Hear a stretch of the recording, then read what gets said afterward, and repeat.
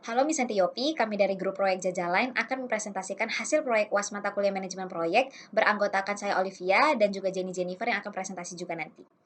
Proyek Charter adalah proyek high level yang menjelaskan adanya sebuah proyek. Dokumen ini berisi informasi penting yang mencakup penjelasan ringkas dari sebuah proyek yang dijalankan. Faktanya, di situasi COVID-19, jarang sekali orang mau meninjau suatu tempat yang ingin dituju. Orang biasa cari informasinya di internet. Oleh karena itu, aplikasi ini tertuju pada ruang lingkup orang-orang yang ingin berpergian, baik warga negara Indonesia ataupun warga negara asing. Tujuan dibuat proyek ini supaya ada aplikasi yang memberikan sensasi nyata melihat destinasi dari rumah dengan menggunakan HP atau laptop tanpa harus datang ke tempat itu. Sumber daya manusia di proyek ini 5-10 orang. Developer operation, designer, quality specialist, dan lain-lain. Rencana anggaran dari aplikasi ini 30-250 juta rupiah. Karena masih tahap awal, aplikasi ini masih memberikan informasi aja tanpa ada penjualan tiket, tapi kami jamin dan memaksimalkan agar informasinya bermanfaat dan bisa digunakan untuk kalangan masyarakat aplikasinya.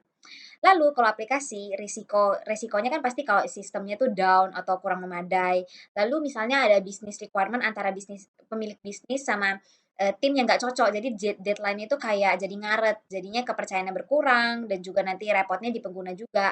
Lalu kalau misalnya teknologi itu kan pasti ada cyber risk ya. Jadi kebocoran data gitu. Lalu deliverable dari proyek ini tuh aplikasi di bidang wisata ya. Fokus utamanya itu tempat-tempat yang jarang orang tahu, namun aplikasinya tetap user friendly. Project milestone itu aktivitas-aktivitas apa aja yang dilakukan dalam proyek ini dan kapan dilakukan. Ini dijelaskan nanti lebih jelas di proyek management plan. Budget summary itu kos-kos yang kira-kira akan dikeluarkan di proyek ini dan totalnya diperkirakan Rp274.300. Lalu proyek ini diotorisasi sama proyek manager yaitu Bapak El Fahri, lalu proyek sponsornya itu Bapak Muhammad Abbas.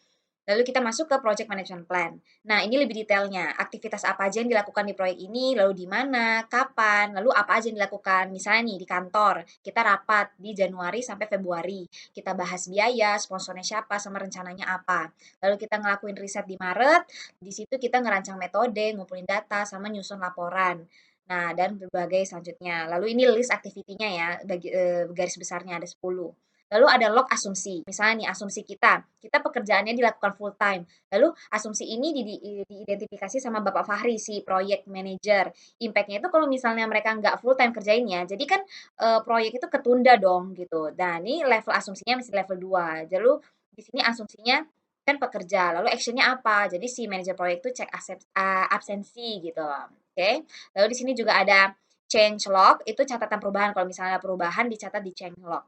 Lalu ada dokumen kontrak di sini antara proyek manajer sama pengembang aplikasinya. Di sini ngebahas jangka waktunya, deskripsi pekerjaan, pelaksanaan tugas, upah, waktu kerja, batasan pekerjaan, lalu kapan berakhirnya perjanjian, nanti kalau misalnya ada masalah gimana atasinnya, lalu tanda tangan.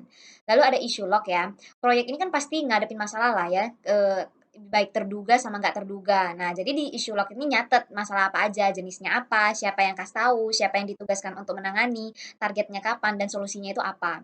Lalu milestone yang kayak tadi ya, performance report. Ini isinya executive summary, lalu dikasih tahu batasannya, feedback, konklusi, rekomendasinya apa supaya proyek ini lebih baik lagi. Project funding requirement ini dibagi menjadi 6 fase. Yang pertama adalah inisiasi, yang kedua planning, yang ketiga design and prototype build, yang keempat testing, yang kelima transition to operation, dan yang terakhir project close out. Di sini funding type-nya dibagi menjadi dua, yaitu manpower dan equipment atau capital. Kalau misalnya manpower itu seperti untuk pengeluaran untuk tenaga kerja, dan yang untuk equipment atau capital dikeluarkan untuk penggunaan equipment yang digunakan. Proposal ini ada berupa gambaran proyek perusahaan yang akan diserahkan kepada sponsor agar proyek ini mendapatkan sponsor dari pihak sponsor. Procurement documents ini ada 5, procurement definisi, procurement risk, procurement constraint, sponsor acceptance, dan yang terakhir organisasional struktur. Dan di definisi ini kayak misalnya service ini dilakukan oleh project manager yang ditugaskan untuk memanajemen proyek selama proyek berlangsung dan terjadi pada tanggal 1 Januari 2021 sampai 30 Juni 2021, yang artinya full proyek ini dikontrol oleh project manager. Dan untuk selanjutnya yang memiliki kewenangan untuk menyetujui item-item yang tadi di atas itu project manager dan programmer. Dan untuk selanjutnya adalah procurement risk. Procurement risk ini ada beberapa resiko yang terjadi dalam proyek ini. Dan untuk procurement constraint ini adalah batasan-batasan dalam proyek ini. Untuk sponsor acceptance ini, sponsor ini telah di approve sama sponsor kita yaitu Muhammad Abbas Fatal J. Ahmad. Dan untuk organisasional struktur ini adalah struktur organisasi dari proyek ini. Selanjutnya adalah quality control measurement. Quality control measurement ini kayak quality control activity-nya, apa tools dan teknik yang digunakan apa. Misalnya yang pertama, kontrol dalam riset pasar atau identifikasi kebutuhan konsumen. Toolsnya adalah 7 basic quality tools, benchmarking, statistical sampling, dan banyak lagi. Quality checklist ini kayak verifikasi quality itemnya.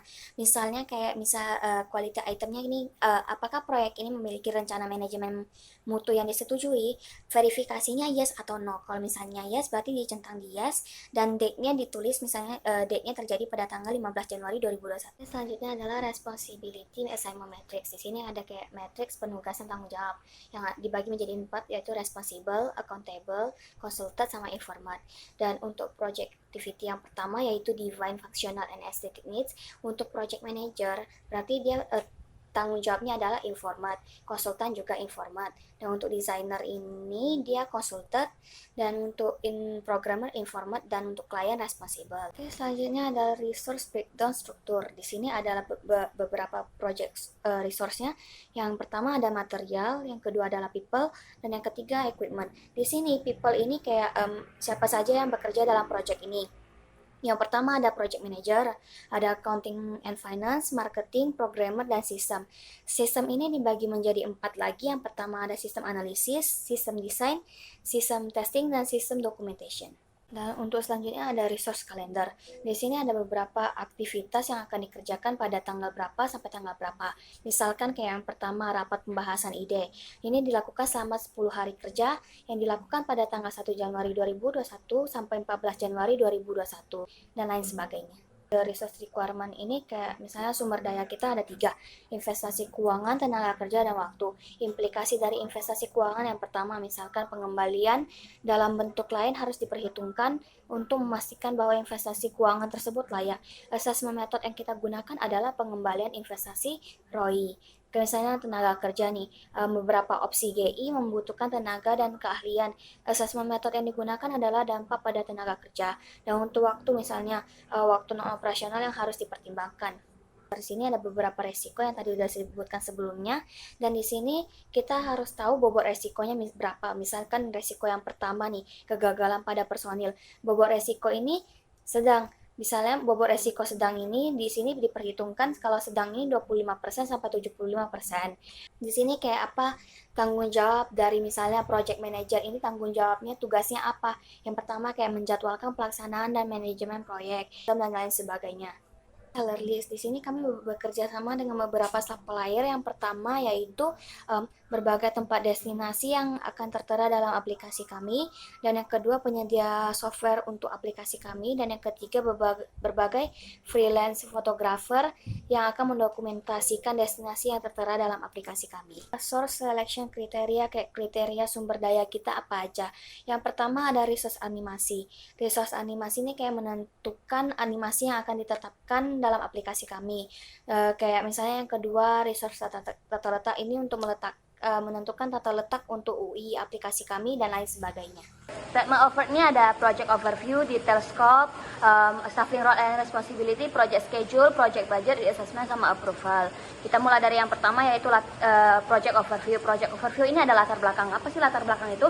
Latar belakang ini adalah mengapa project ini terjadi. Dan untuk selanjutnya ada objektif. Objektif ini adalah tujuan pembuatan aplikasi project ini, yaitu terciptanya aplikasi yang nyaman yang dapat digunakan oleh para pengguna. Dan untuk selanjutnya ada anticipated benefit. Di sini adalah keuntungan yang diperoleh dalam pembuatan aplikasi ini. Apa saja? Yang pertama dapat berperan serta dalam peningkatan untuk pariwisata untuk masyarakat, terutama untuk para traveler.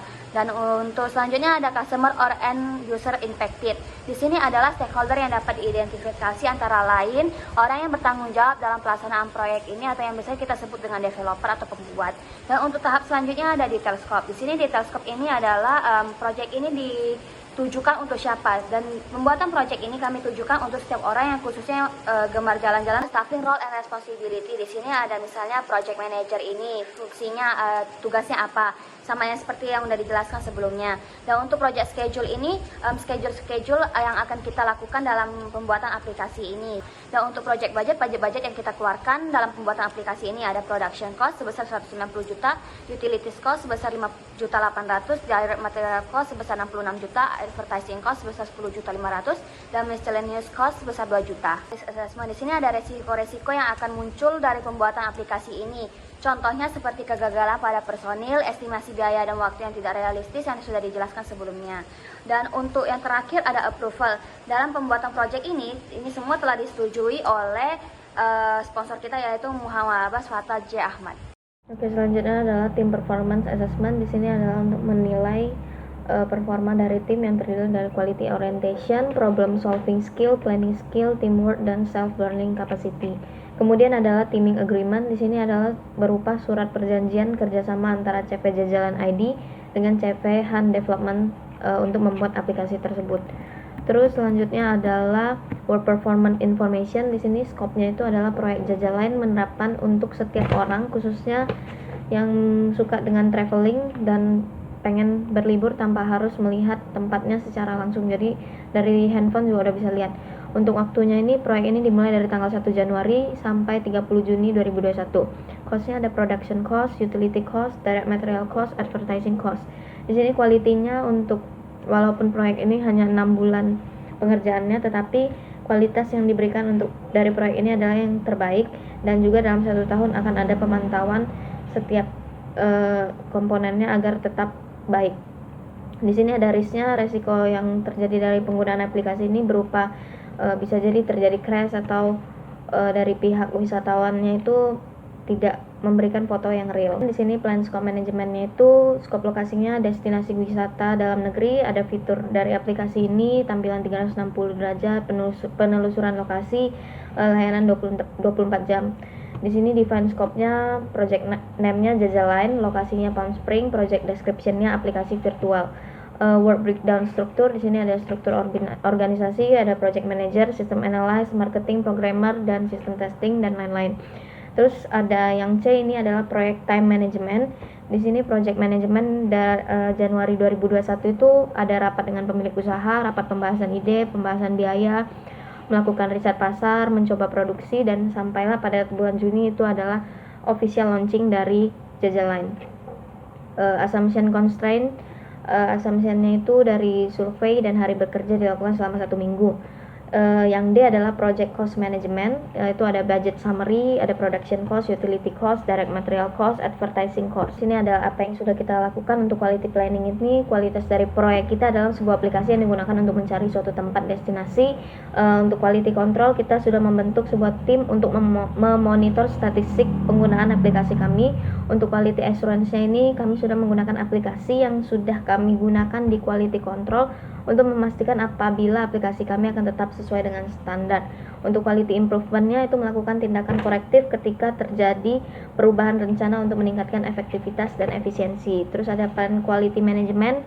Di sini adalah sesuai dengan standar dalam pembuatan perangkat lunak, kami akan menggunakan software measurement and metric dalam mengukur kualitas project, dan kami sepakat untuk menggunakan ISO 9126 sebagai model, dan ada rinciannya di bawah.